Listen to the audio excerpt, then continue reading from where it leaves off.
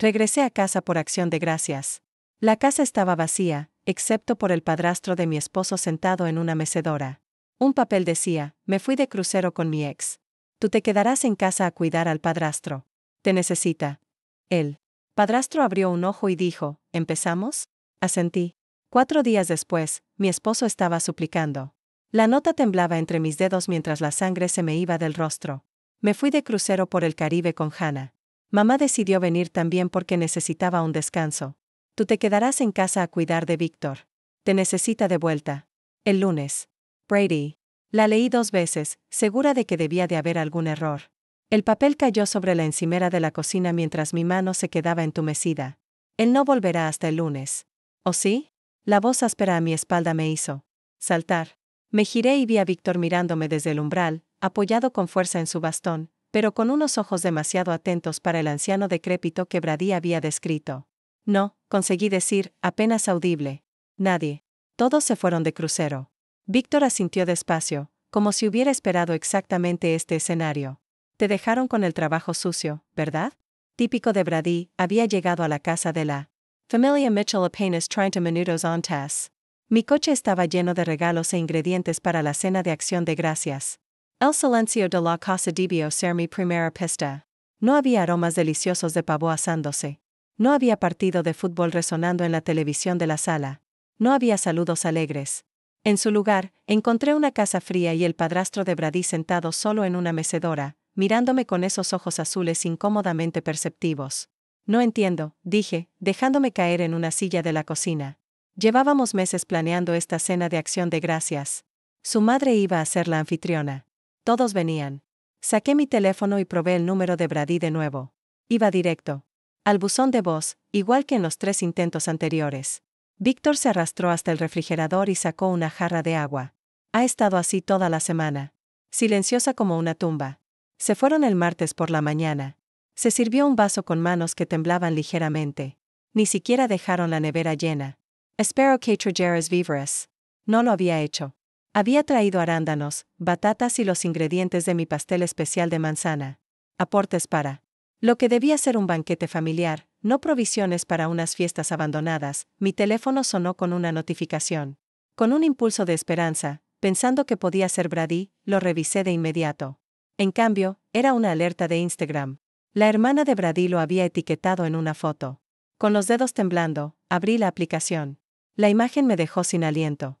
Brady de pie en la cubierta de un crucero, con el brazo alrededor de una joven rubia que reconocí como Hannah, su compañera de trabajo, de quien había hablado cada vez más en los últimos meses.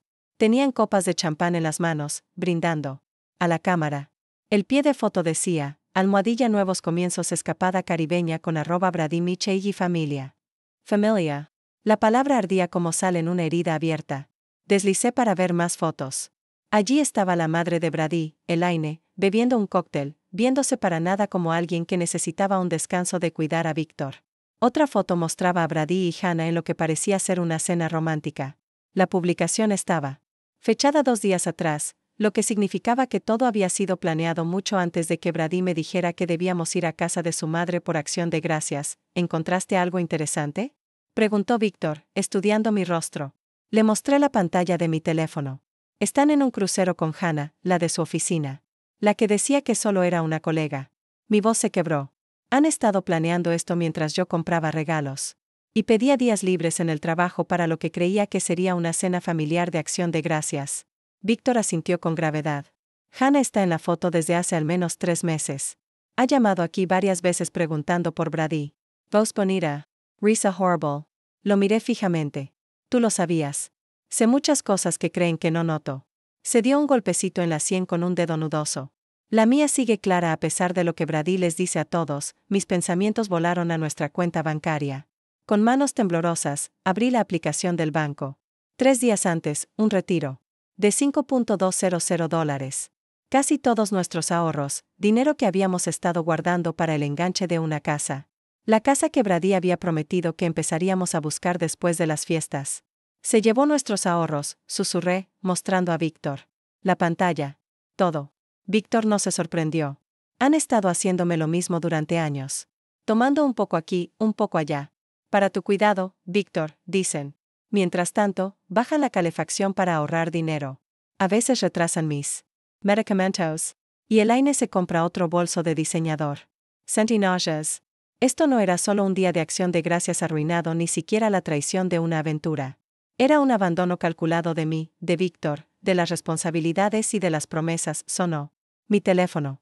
Era mi mejor amiga Lie llamando para desearme un feliz día de acción de gracias. Lo silencié, incapaz de explicar todavía esta humillación. «Queda sopa», ofreció Víctor. «No es gran festín de acción de gracias, pero servirá». Miré alrededor de la cocina. Platos sucios en el fregadero, envases vacíos de comida para llevar sobre la encimera. Ni siquiera se habían molestado en limpiar antes de irse. Algo se endureció dentro de mí. «No», dije con firmeza. «Merecemos algo mejor que sopa recalentada». Tomé mi abrigo y mi bolso. «Voy a la tienda. Puede que todavía tengan pechugas de pavo y papas. Hoy tendremos una comida de verdad». Víctor me miró sorprendido. Luego complacido. «Hace meses que no pruebo una comida casera. Brady siempre trae comida rápida cuando se molesta en pasar por la tienda». Mi mente giraba entre preguntas y emociones. ¿Desde cuándo Brady planeaba dejarme? ¿Acaso todo nuestro matrimonio de 5 años no había sido más que un arreglo conveniente que podía desechar en cuanto apareciera algo mejor? Elegí mecánicamente una pequeña pechuga de pavo, papas y algunas verduras, apenas registrando a los otros compradores de último minuto a mi alrededor. Cuando regresé, Víctor había logrado despejar la encimera de la cocina y estaba sentado a la mesa con un montón de papeles.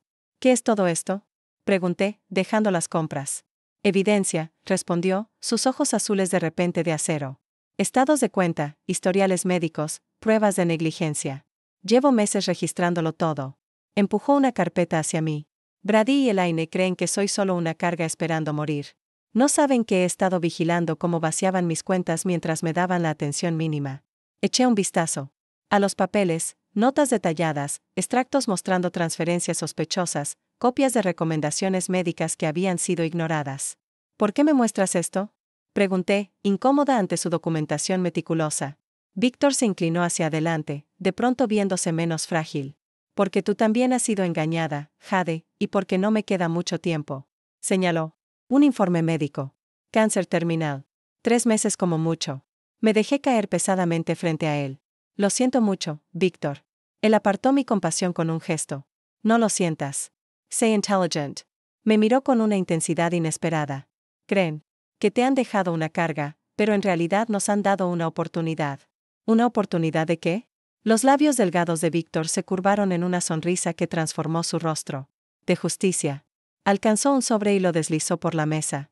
«Dentro está mi testamento real y los documentos de la herencia, no el qué. Brady y Elaine creen que existe». No lo toqué. «Víctor, no entiendo». Se recostó en la silla y me estudió. Tras un momento, simplemente dijo, «¿Empezamos?». Esas 3 palabras quedaron suspendidas en el aire entre nosotros, cargadas de posibilidades y significados ocultos.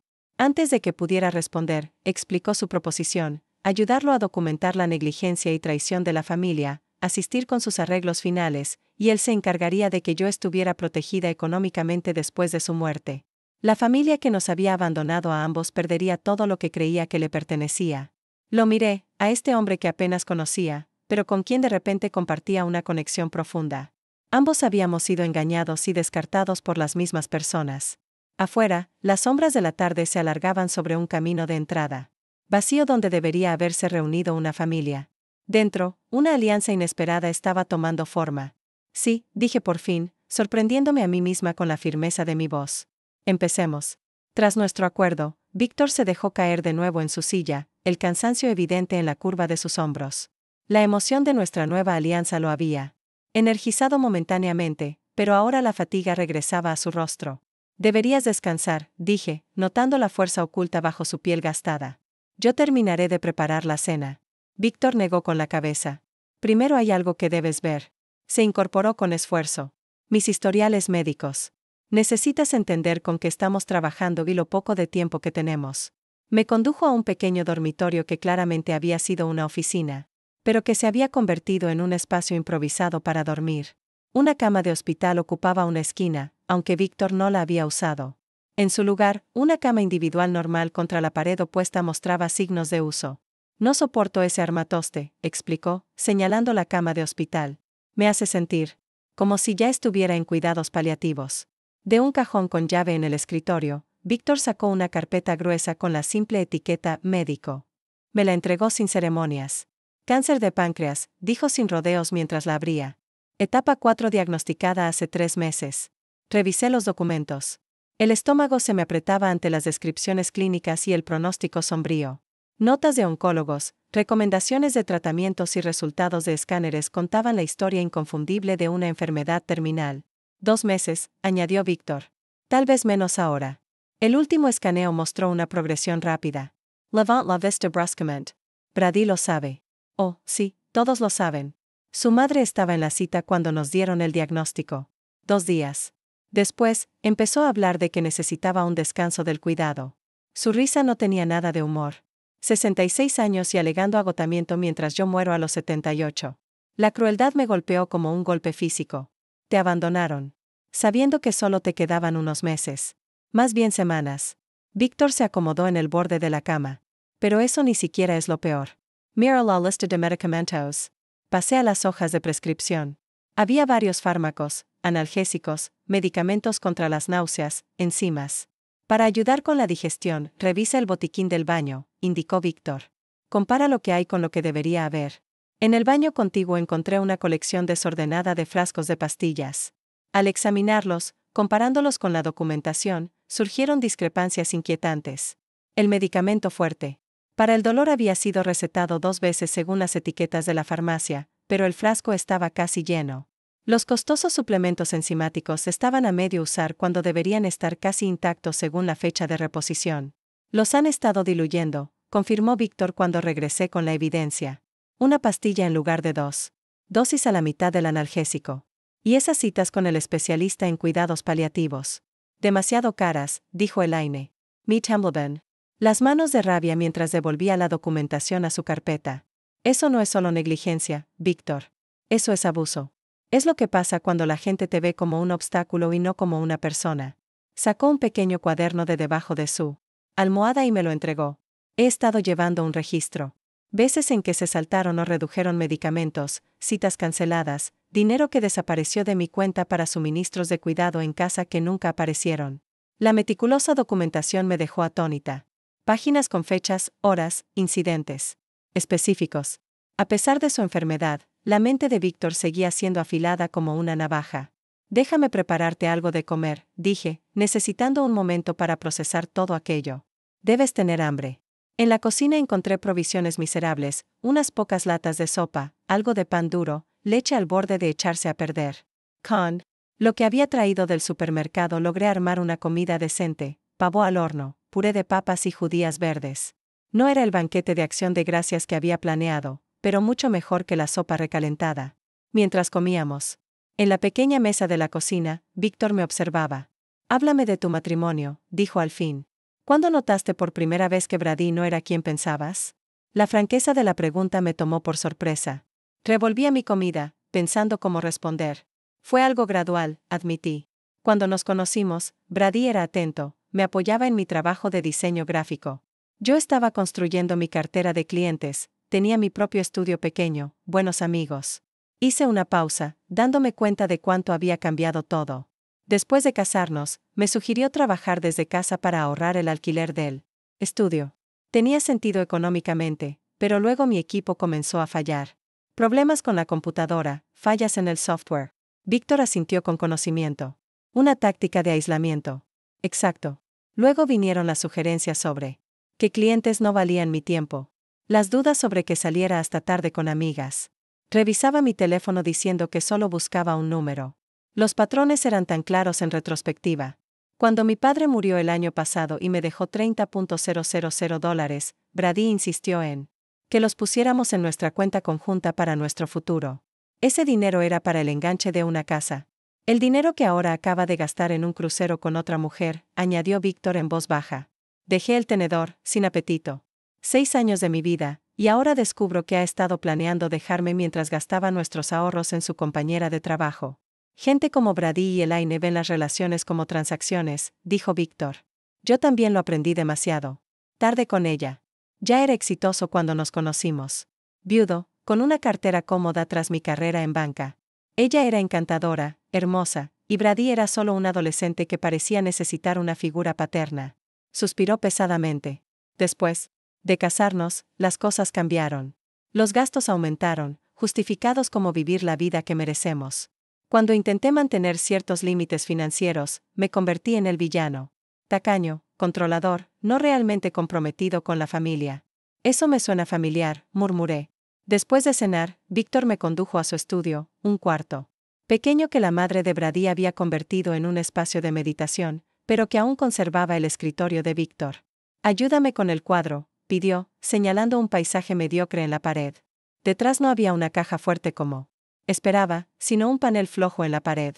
Víctor lo retiró y sacó un estuche de documentos a prueba de agua. Mis verdaderos bienes, explicó, extendiendo el contenido sobre el escritorio. Inversiones de las que Elaine no sabe nada. Propiedad en Vermont. Cuentas en las Islas Caimán de mis días en la banca. Me quedé mirando los documentos con asombro. Las cantidades eran sustanciales. Más de $3 millones en activos completamente separados de lo que la familia podía tocar. Brady y su madre han estado saqueando mis cuentas conocidas durante años, explicó Víctor. Pero esto no lo pueden tocar. Me aseguré de eso. Señaló una escritura de propiedad. Esta casa no está a mi nombre ni al de Elaine. Pertenece a una de mis sociedades. ¿Creen que la heredarán? No lo harán. ¿Brady sabe algo de esto? Pregunté, atónita ante la magnitud de la riqueza oculta de Víctor. Ni un rastro. Ni siquiera mi abogado conoce el panorama completo. Solo mi asesor financiero. En Boston, y ha jurado guardar el secreto.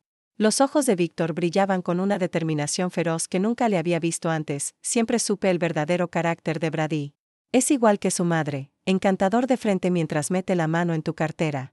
Nunca pensé que haría lo mismo con su esposa. La mañana siguiente trajo otro giro. Una visita discreta de Patricia Winters, la abogada de Víctor, una mujer severa de unos 60 años con un impecable cabello plateado y penetrantes ojos verdes. Llegó con un maletín lleno de documentos legales. Así que tú eres la nuera abandonada, dijo, evaluándome con una mirada franca. Víctor me llamó anoche. Dijo que eras una aliada inesperada. Con el café, Patricia me explicó lo que Víctor había estado preparando legalmente, documentar la negligencia, cambiar su testamento y crear estructuras financieras imposibles de impugnar. Necesitamos finalizar varios documentos, explicó Patricia. Transferencias que requieren testigos, poderes médicos, enmiendas finales al testamento. Yo me ofrecí a ayudar a organizar la evidencia que Víctor había reunido. Mi experiencia en diseño gráfico me hacía buena en organización digital y documentación. Perfecto. Patricia asintió con aprobación. Necesitaremos todo bien catalogado para cuando inevitablemente disputen el testamento. Esa tarde, después de que Patricia se fue con los documentos firmados, Víctor y yo nos sentamos en la sala con un álbum de fotos que había sacado de un estante. Mira esto, dijo, señalando una foto de Brady adolescente. Su madre detrás, siempre susurrándole al oído. Pasó la página. Aquí está el padre de Brady antes del divorcio. Observa lo miserable que se ve. Elaine le hizo a él lo que Brady te está haciendo a ti. Página tras página revelaba patrones que reconocía de mi propio matrimonio. Control sutil, manipulación financiera, la fachada de cuidado que se desmoronaba en cuanto el dinero estaba de por medio. Es como ver mi vida desde fuera, susurré. Víctor asintió, con comprensión en sus ojos cansados. Por eso debemos detenerlos ahora, antes de que se lo hagan a alguien más. En ese momento, nuestra alianza se solidificó en algo más profundo que conveniencia o beneficio mutuo. Éramos dos personas traicionadas por la misma familia, ahora unidas en la búsqueda de justicia. No solo buscamos venganza, dijo Víctor, cerrando el álbum con suavidad. Estamos haciendo lo correcto. Le apreté su delgada mano. Sí, por los dos. A la mañana siguiente desperté con un propósito renovado. Víctor y yo nos habíamos quedado hasta tarde trazando estrategias. Ahora era hora de poner el plan en marcha. Después de revisar a Víctor, que tenía un día relativamente bueno pese a su estado, preparé un desayuno rápido y organicé nuestras prioridades. Primero, dije, sirviéndole una taza de té, necesitamos establecer la narrativa de tu rápido deterioro. Víctor asintió. Patricia mencionó que su hermano tiene una empresa de suministros médicos. Podría ayudarnos discretamente. Una llamada más tarde y el hermano de Patricia, James, estaba de acuerdo. Al mediodía llegó. En una furgoneta sin distintivos con todo lo que necesitábamos. Un tanque de oxígeno, inservible pero convincente a la vista. monitores con cables desmontables e incluso una colección de frascos de medicamentos vacíos con etiquetas realistas. Teatro médico, lo llamó James con un guiño mientras nos ayudaba a transformar el dormitorio de Víctor en lo que parecía una sala de cuidados intensivos en casa.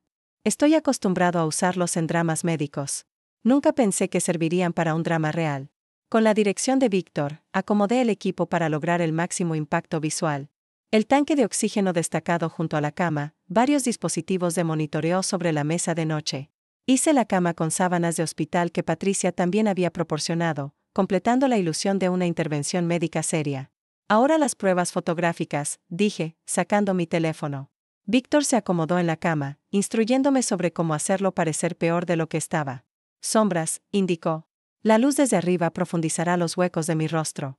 Se quitó las gafas, lo que hacía que sus ojos se vieran hundidos, y despeinó su cabello ralo.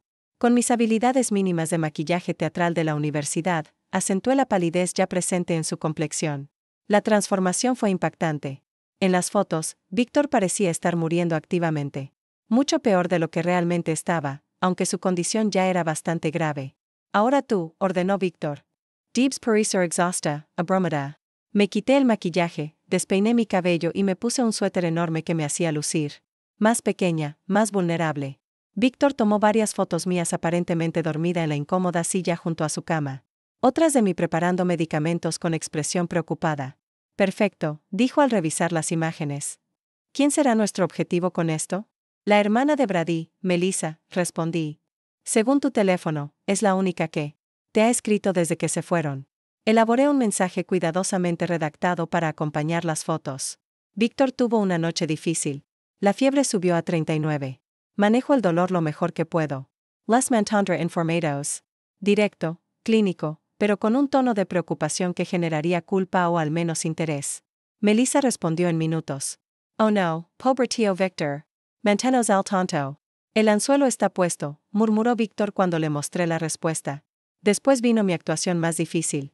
Llamé al teléfono de Brady, sabiendo que no contestaría, pero que su buzón grabaría mi mensaje. Víctor activó la grabadora de su móvil para preservar mi parte de la conversación. Brady, soy yo otra vez, dije, inyectando un pánico controlado en mi voz. El estado de Víctor está deteriorándose más rápido de lo esperado. La enfermera de hospicio está preocupada por su respiración. Por favor, llámame en cuanto puedas, dije, y luego añadí con el temblor justo, realmente necesito tu apoyo ahora mismo. Hice llamadas similares cada pocas horas, cada mensaje. Más urgente que el anterior, cada uno cuidadosamente grabado.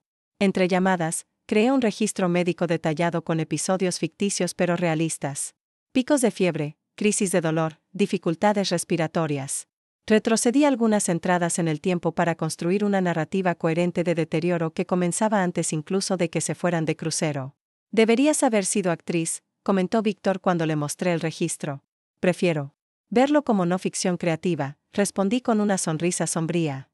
Toda buena historia necesita documentación. Alrededor de las 4 de la tarde, nuestro plan fue interrumpido por un golpe en la puerta. Abrí y encontré a una anciana con un plato cubierto. Soy Edith Peterson, la vecina de al lado, anunció. Pensé que podrían necesitar algo. Tessina. Cuidar de Víctor debe ser un trabajo de tiempo completo, imagino. La invité a pasar, agradecida tanto por la comida como por la oportunidad inesperada que se presentaba.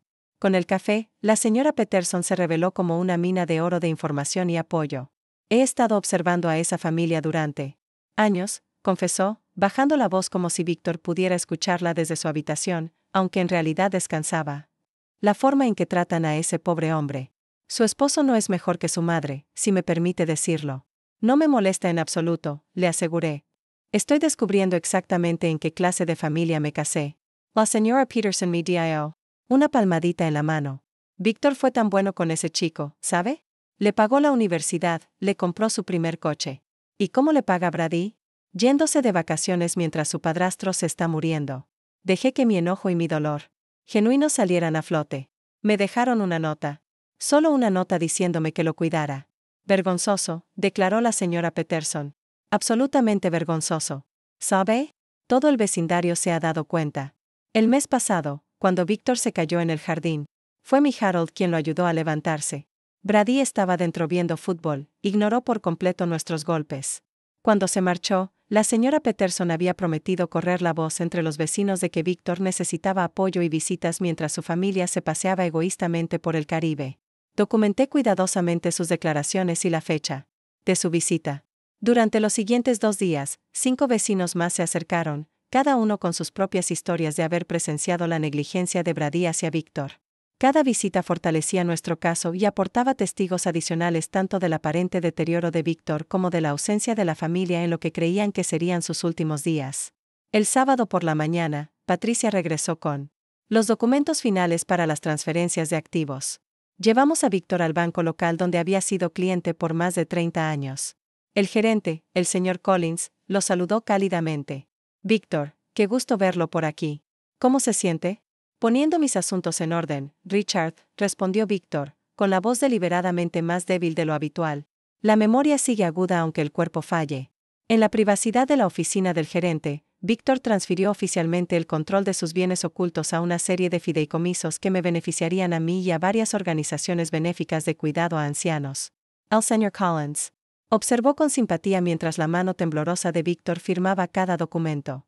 Su hijastro estuvo aquí la semana pasada, mencionó el gerente con naturalidad mientras completábamos el papeleo, preguntando por sus cuentas. Le recordé que sin la debida autorización. Víctor sonrió con frialdad. Siempre planeando, ese chico. Recuerdo cuando vino a cobrar el cheque de su regalo de graduación, continuó Collins. Ni siquiera le dio las gracias. Solo se quejó de que no era suficiente para el coche que quería. Otra pieza de evidencia, otro testigo del carácter de Brady.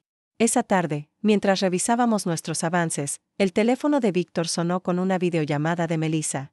Rápidamente pusimos en marcha nuestro plan, acomodando a Víctor. En la cama, rodeado de equipo médico, con una cánula de oxígeno en la nariz, me despeiné el cabello y me pellizqué las mejillas para darme un rubor de agotamiento. Cuando respondí la llamada, la cámara me mostró primero, con aspecto exhausto. «Oh, Jade», exclamó Melissa. «TV's terrible. ¿Está todo bien?» «Lo manejo», respondí simplemente, girando el teléfono hacia Víctor, que ofreció una interpretación digna de un Oscar de semiconciencia. Su respiración deliberadamente trabajosa. «¿Tío Víctor?» llamó Melissa. «Soy Melissa, ¿puede oírme?» Los ojos de Víctor parpadearon débilmente. «Melissa», susurró. «¿Eres tú, cariño?» La preocupación en la voz de Melissa. Sonaba genuina. Pero lo que vino después reveló sus verdaderas prioridades. ¿Deberíamos volver antes? ¿Va a resistir hasta el lunes? Volví la cámara hacia mi rostro. Es difícil decirlo. La enfermera de hospicio cree que sus sistemas se están apagando. Si quieren despedirse, déjame hablar con Brady y mamá, dijo rápido. Lo que pasa es que los boletos no eran reembolsables, y mamá ha estado tan estresada últimamente. Asentí con comprensión, conteniendo una repulsión genuina. Por supuesto, es solo que Víctor sigue preguntando por Brady en sus momentos más lúcidos. Le diré que llame, prometió Melissa, en cuanto vuelvan de su excursión en tierra. Al terminar la llamada, Víctor se incorporó y se quitó la cánula de oxígeno. ¿Lo grabaste? Levanté mi otro teléfono, que había capturado la conversación entera. Cada palabra. La sonrisa de Víctor fue satisfecha, pero teñida de auténtica tristeza. Mi familia pesando sus boletos de crucero contra la oportunidad de despedirse de mí. Sabía que pasaría exactamente así. Me senté en el borde de su cama, de pronto emocionada. Lo siento, Víctor. Él negó con la cabeza. No lo sientas. Era necesario mostrar sus verdaderos colores. Extendió su mano hacia mí. ¿Sabes qué es lo más extraño? Estos últimos días contigo, con alguien que realmente se preocupa, han sido mejores que meses con ellos. Nos quedamos en un silencio cómplice, contemplando lo que habíamos puesto en marcha y los pasos finales que aún quedaban. Nuestro contraataque estaba en plena marcha. La trampa casi lista. Solo faltaba activarla en el momento exacto. El domingo amaneció con un sutil cambio en el ambiente. Al llevarle su té matutino, noté que sus manos temblaban más de lo usual. Un tinte azulado alrededor de sus labios que no había estado ahí antes. No tienes que fingir conmigo, dije suavemente, ayudándolo a incorporarse. Hoy de verdad no te sientes bien, ¿verdad? La sonrisa de Víctor fue débil, pero auténtica. Irónico, ¿no? Después de tanta actuación, lo real nos sorprende. Llamé a la enfermera de hospicio que había estado viniendo cada semana antes de que la familia se marchara. Prometió pasar esa tarde, pero me dio indicaciones para manejar su comodidad mientras tanto. Ya no era una actuación. Víctor estaba declinando activamente, y una oleada de protección me invadió.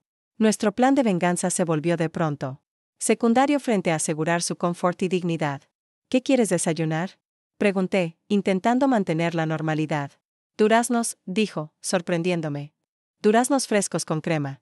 Mi difunta esposa Marta solía preparármelos cada domingo por la mañana.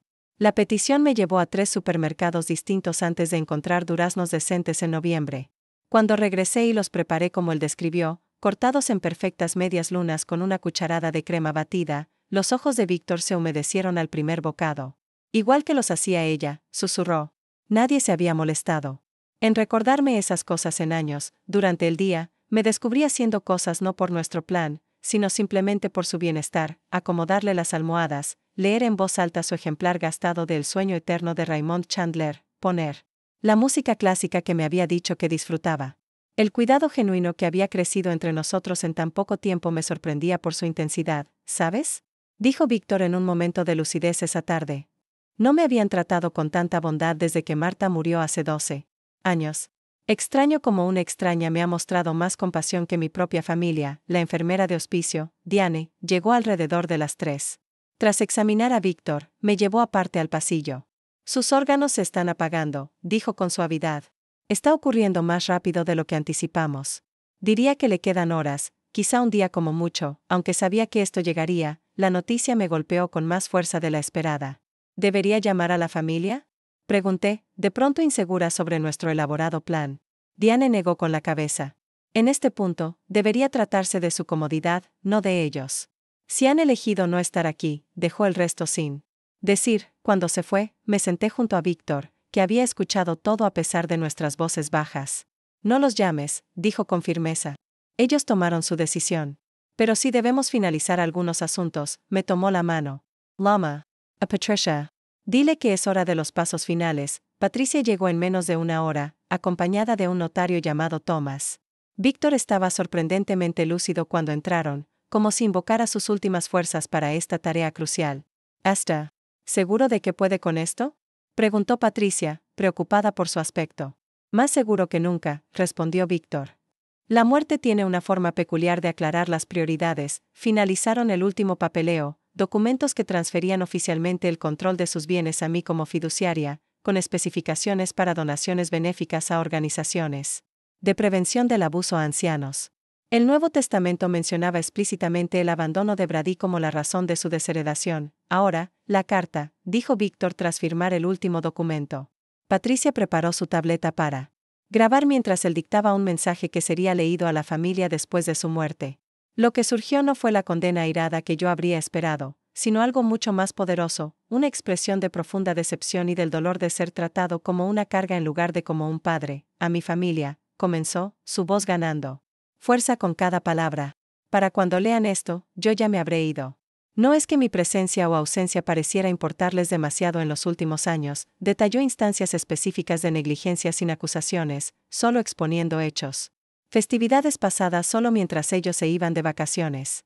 Citas médicas canceladas por conveniencia. Comentarios escuchados sobre esperar a que el viejo muriera. No escribo esto desde la ira, continuó, sino desde la claridad que llega cuando uno se enfrenta al final. El mayor dolor en la vida no es la enfermedad ni siquiera la muerte, sino darse cuenta de que aquellos a quienes amaste solo te vieron como una obligación, una tarea que gestionar, una molestia que tolerar. Cuando terminó, incluso Thomas, el notario, un profesional que debía haber presenciado incontables testamentos y mensajes finales, se secaba discretamente los ojos. Patricia, a pesar de su habitual semblante estoico, tomó la mano de Víctor. Nos aseguraremos de que escuchen cada palabra, prometió. Después de que se fueron, Víctor pidió su vieja videocámara. Podrían cuestionar mi capacidad mental, explicó. Quiero dejar grabado mi testimonio mientras sigo lúcido. Preparé la cámara y Víctor dio una declaración de 20 minutos directamente al lente.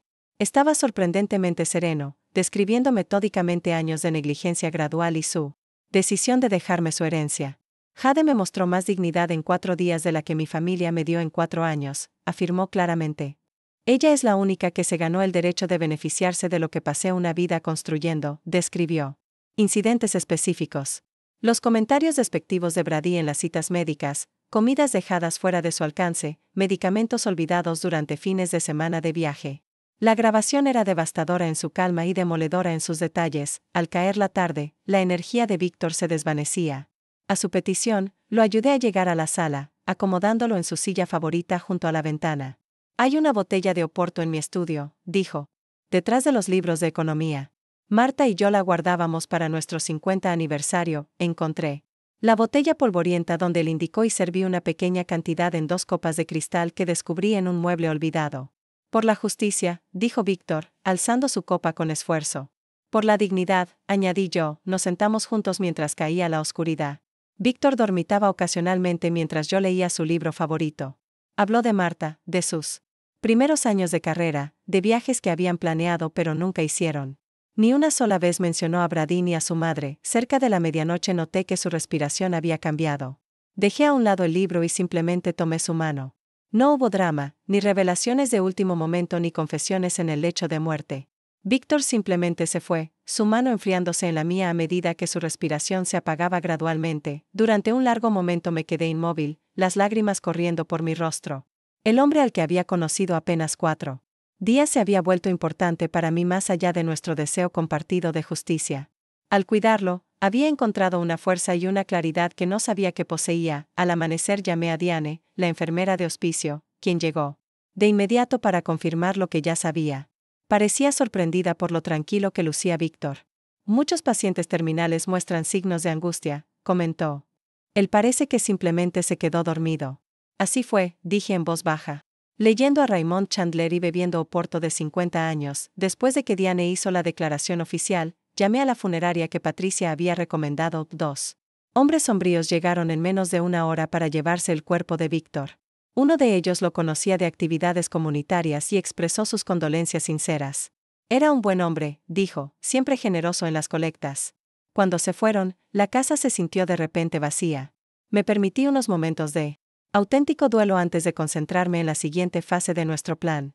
Brady y su familia regresarían al día siguiente, esperando encontrar a un hombre moribundo al que poder consolar en sus últimas horas, aliviando así cualquier rastro de culpa por su abandono.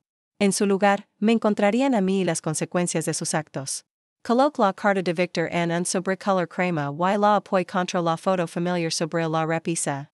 Una foto en la que ahora notaba a Brady y a su madre sonriendo ampliamente mientras Víctor permanecía ligeramente apartado. En el comedor, dispuse la extensa documentación de negligencia en carpetas claramente etiquetadas, citas médicas canceladas, explotación financiera, pruebas grabadas del descuido. El testimonio en video de Víctor quedó preparado en la televisión, listo para reproducirse con solo apretar un botón. Por último, fui al dormitorio principal y empaqué mis pocas pertenencias.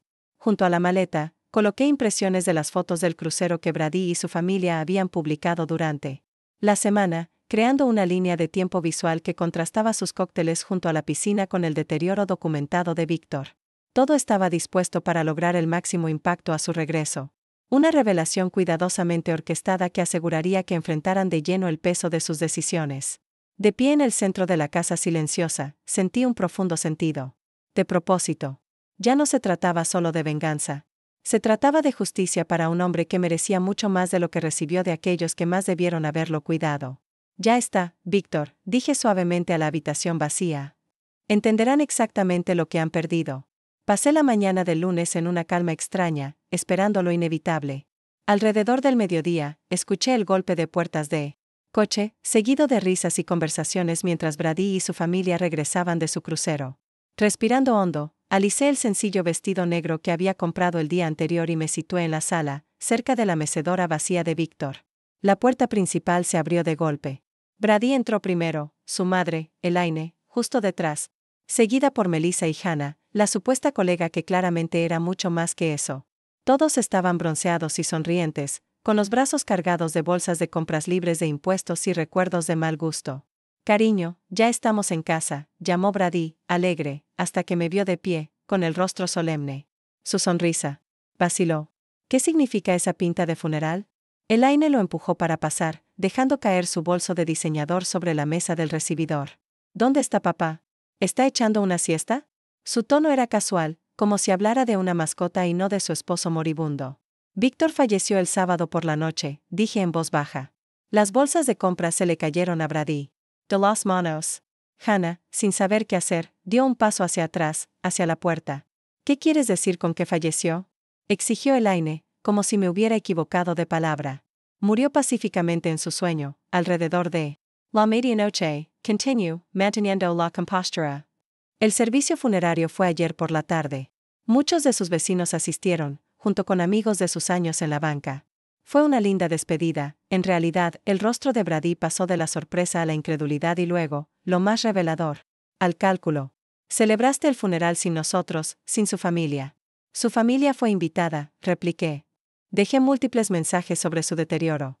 Ustedes eligieron no responder. Melissa dio un paso al frente, su rostro pálido bajo. El bronceado. Te hablé de esa llamada, Brady, dijo. El tío Víctor se veía muy mal. Brady la apartó con impaciencia. Esto es increíble. Necesitamos sentarnos. Sí, asentí. Lo necesitamos. Hice un gesto hacia la sala, donde la carta de Víctor los esperaba en la mesa de centro. Entraron en silencio, nadie se atrevió a ocupar la mecedora. De Víctor, que permanecía vacía como una acusación. Hay cosas que deben saber, dije, tomando el sobrecolor crema. Víctor dejó esta carta para que la leyeran a su regreso. ¿Cambió su testamento? Interrumpió Elaine bruscamente. ¿De eso se trata? La miré directamente a los ojos, quizá deberían escuchar primero sus palabras. Desplegué la carta y comencé a leer el mensaje de Víctor. Su decepción fluía a través de mi voz. Las festividades pasadas en soledad. Las citas médicas canceladas por conveniencia. Los comentarios escuchados sobre esperar a que el viejo muriera.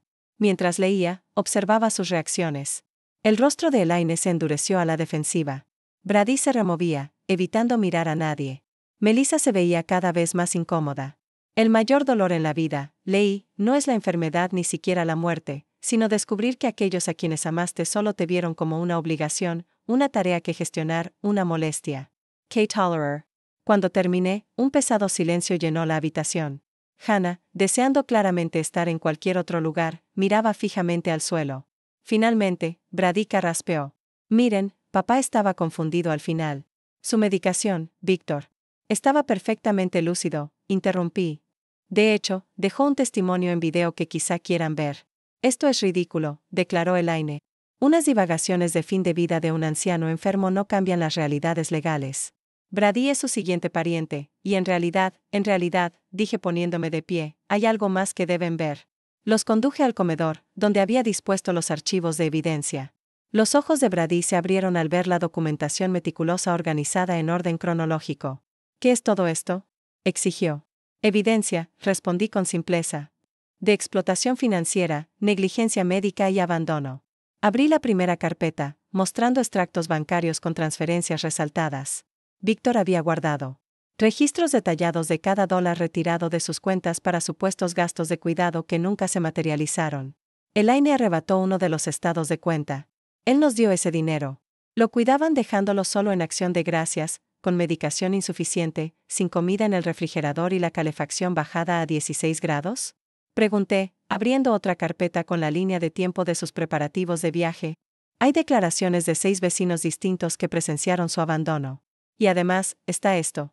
Presioné reproducir en la tableta y comenzó el testimonio en video de Víctor. Su descripción calmada y articulada de años de maltrato. Silenció incluso las protestas de Elaine. El rostro de Brady se fue tornando cada vez más pálido mientras Víctor detallaba incidentes específicos.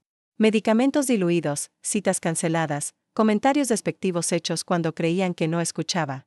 Todo esto es un montaje, escupió finalmente Brady, señalándome con el dedo. Ella manipuló a un hombre moribundo. El timbre sonó antes de que pudiera responder. Perfecto, dije. Patricia estaba en la puerta, con el notario Thomas a su lado. ¿Interrumpo?, preguntó con fría profesionalidad. En absoluto, respondí. La familia acaba de regresar y estaba revisando el último mensaje de Víctor. Excellent. Entonces puedo proceder con la notificación oficial. Patricia colocó su maletín sobre la mesa del comedor y sacó varios documentos. Como ejecutora de la herencia de Víctor Armón, estoy aquí para informarles de las disposiciones de su último testamento. Brady se irguió, recomponiéndose. Una sonrisa autosuficiente comenzó a dibujarse en sus labios. Bien, vayamos al grano. Patricia se ajustó las gafas. El testamento es bastante claro. Víctor Armón ha dejado la totalidad de su patrimonio a Jade Michei, con provisiones para donaciones sustanciales a varias organizaciones de prevención del abuso a ancianos. El silencio atónito se rompió con la voz chillona de Elaine. Eso es imposible. Somos su familia. El testamento cita explícitamente el abandono y la negligencia como razones de la desheredación, continuó Patricia con calma. Ha sido debidamente firmado, notariado y presentado ante el tribunal. El señor Armon fue evaluado por 2 médicos distintos que certificaron su competencia mental en el momento de la firma. La autosuficiencia de Brady se desvaneció. Esto es un fraude. Lo impugnaremos. Pueden intentarlo, respondió Patricia, imperturbable. Sin embargo, dada la extensa documentación de negligencia, el testimonio en video y las declaraciones de testigos, les aconsejaría no hacerlo. Solo gastarían un dinero que no tienen. ¿Qué quiere decir con que no tenemos dinero?, exigió Elaine. Patricia intercambió una mirada conmigo antes de continuar. Las propiedades que ustedes ocupan actualmente, incluida su residencia principal, pertenecen al fideicomiso familiar Armon, que ahora está bajo el control de Jade como fiduciaria.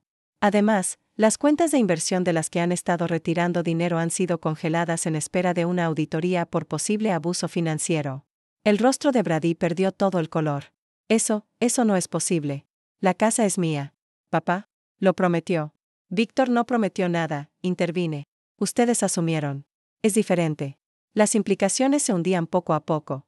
Brady había gastado sus ahorros en el crucero, contando con la herencia para cubrir sus crecientes deudas. La casa en la que vivían no era suya para vender ni hipotecar. ¿Y qué pasa con nuestros fondos universitarios?, preguntó Melissa, en voz baja. El abuelo los había preparado para nosotros. Brady no pudo mirarla a los ojos. Patricia respondió con suavidad. Víctor entregó dinero a su padre con ese propósito hace varios años. Sin embargo, esas cuentas nunca se establecieron. Melissa se volvió hacia Brady, el horror reflejándose en su rostro. Gastaste nuestro dinero de la universidad. La familia estalló en acusaciones y negaciones. Hannah se deslizó en silencio hacia la puerta principal, escapando de la implosión. Dejé que el caos continuara unos minutos antes de apartarme, para recoger mi maleta del dormitorio. Cuando regresé, Brady me siguió al pasillo, con una actitud completamente transformada. Jade, por favor, suplicó, la voz quebrada. Podemos arreglar esto. Me equivoqué con Hannah. No significó nada. Podemos empezar de nuevo. Cambiar. Te lo prometo. Miré a ese hombre al que alguna vez había amado, viéndolo con claridad. Quizá por primera vez. Detrás de sus rasgos atractivos y su encanto ensayado estaba alguien que nunca se había preocupado realmente por mí ni por nadie más que por sí mismo. Con calma, me quité el anillo de bodas y lo deposité en su palma, seguido por las llaves de nuestro apartamento. Lo dejaste morir, dije en voz baja. Ahora no te queda nada. Ni siquiera yo. Caminé hacia la puerta con la maleta en la mano. Las súplicas de Brady se convirtieron en amenazas mientras me seguía. No te saldrás con la tuya. Lo pelearé. En los tribunales. Manipulaste a un anciano enfermo. En el umbral, me giré brevemente. Todo se hizo de manera legal. Me enseñaste una lección valiosa en nuestro matrimonio, Brady. Siempre guarda los recibos. Salí al brillante sol de noviembre. Detrás de mí, aún podía oír las protestas de Brady y la voz furiosa de Elaine exigiendo a Patricia que explicara cómo había podido ocurrir esto. Pero esas voces ya se desvanecían, convirtiéndose en parte de un pasado que estaba dejando atrás. Patricia había organizado una habitación en un hotel tranquilo mientras yo decidía mis próximos pasos. Al colocar mi maleta en el maletero del coche, la señora Peterson apareció en el porche de enfrente. Me hizo un gesto cómplice con la cabeza y un pequeño saludo. Le devolví el gesto, sintiendo una ligereza inesperada a pesar del peso emocional de los últimos días. El regalo final de Víctor no fue solo seguridad financiera, aunque eso sin duda me ayudaría a reconstruir mi vida. El verdadero regalo fue la claridad y la fortaleza que encontré al ayudarlo a conseguir justicia. Mientras me alejaba de la casa y de la familia hecha pedazos en su interior, no pensaba en venganza ni siquiera en reivindicación. Pensaba en segundas oportunidades, en honrar la memoria de Víctor viviendo bien y en el vínculo inesperado que había surgido entre dos personas descartadas por aquellos que más debieron haberlas cuidado. Víctor había encontrado la paz. Ahora era mi turno de hacer lo mismo.